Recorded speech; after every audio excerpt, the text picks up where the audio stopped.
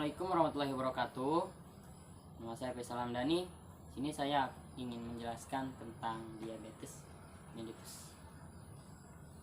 Diabetes mellitus itu sendiri adalah suatu penyakit kronis yang kompleks yang melibatkan kelainan metabolisme karbohidrat, protein, dan lemak yang berkembang ke komplikasi makrovaskuler, mikrovaskuler, dan neurologis.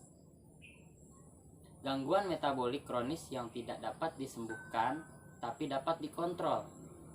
Jadi diabetes itu sendiri tidak dapat disembuhkan, namun dapat dikontrol dengan karakteristik hiperglikemia karena defisiensi insulin atau ketidakadekuatan penggunaan insulin. Menurut Mansur menjelaskan bahwa diabetes mellitus itu sendiri sebagai keadaan hiperglikemia kronik yang disertai berbagai kelainan metabolik akibat gangguan hormonal yang menimbulkan berbagai komplikasi kronis pada mata, ginjal, saraf, dan pembuluh darah. Diabetes mellitus juga disebut sebagai the great imitator karena penyakit ini mengenai semua organ tubuh dan menimbulkan berbagai macam keluhan dengan gejala bervariasi. Etiologinya atau penyebab dari penyakit itu sendiri gangguan pada organ pankreas dalam menghasilkan hormon. Contohnya sel alfa yang menghasilkan glukagon, sel beta yang menghasilkan insulin, dan sel delta menghasilkan somatostatin. Faktor predisposisi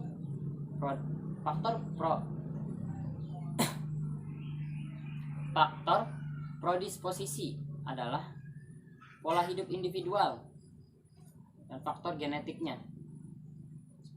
Infeksi bisa jadi infeksi pankreatitis, imunologis, antibodi antires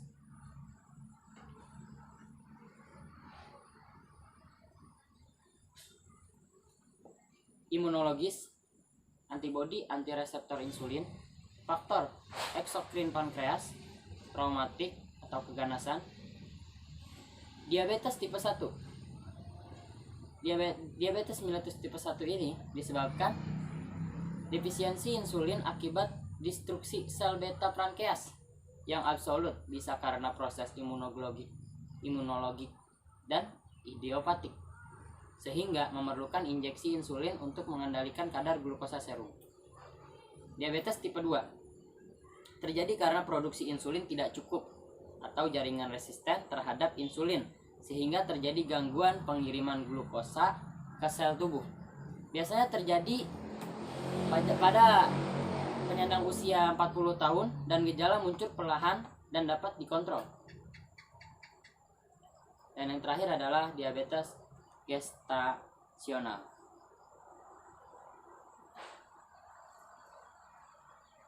Gejala diabetes itu sendiri muncul perlahan tapi pasti dan jelas, dan tahap permulaan gejala sama dengan diabetes tipe 1.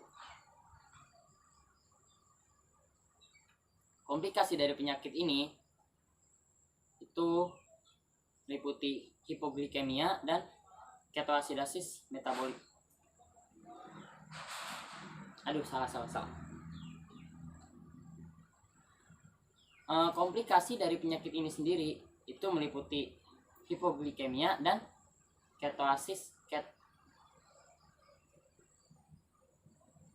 komplikasi dari penyakit itu sendiri meliputi hipoglikemia dan ketoasidosis diabetik.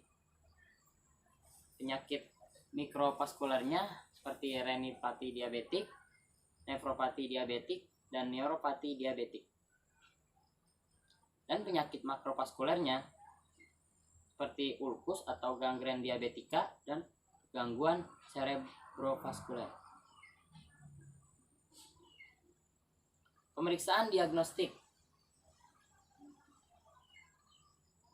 Aseton plasma atau keton positif, asam lemak bebas, kadar lipid naik.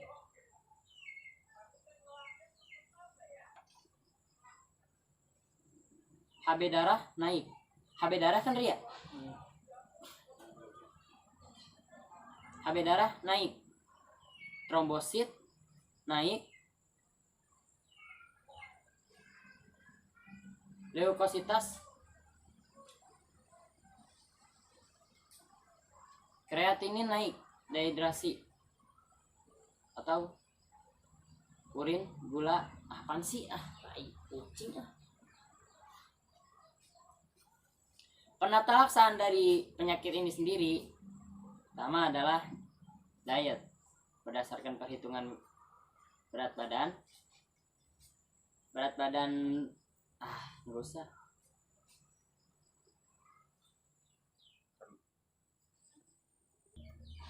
Penata laksana dari penyakit itu sendiri ya obatnya seperti obat antidiabetik OAD dan obat hipoglikemia oral, yakni obatnya bernama sulfonylurea atau glinit. Ya, ketiga injeksi insulin. Injeksi insulin diabetes mellitus dengan berat badan menurun. Ketoasidosis diabetika, asidosis hiperosmolar. Diabetes mellitus mengalami stres berat, infeksi sistemik operasi. Diabetes mellitus hipoglikemia. Pemberian obat SC-nya atau subkutan. Absorpsi perlahan. Dosisnya 0,5 sampai 1 cc saja. Sudut injeksinya 45, 60, 90. Jadi ada 3 macam derajatnya. Ada yang 45 derajat, ada yang 60 derajat, ada yang 90 derajat. Spuitnya, spuit tuberkulin. Insulin yang berukuran 3 cc. Ukuran jarum 25 dan 26. Contohnya adalah obat insulin. Penata laksanaan penyakit ini sendiri dengan penyuluhan atau edukasi. Sekian dan terima kasih. Masa semuanya langsung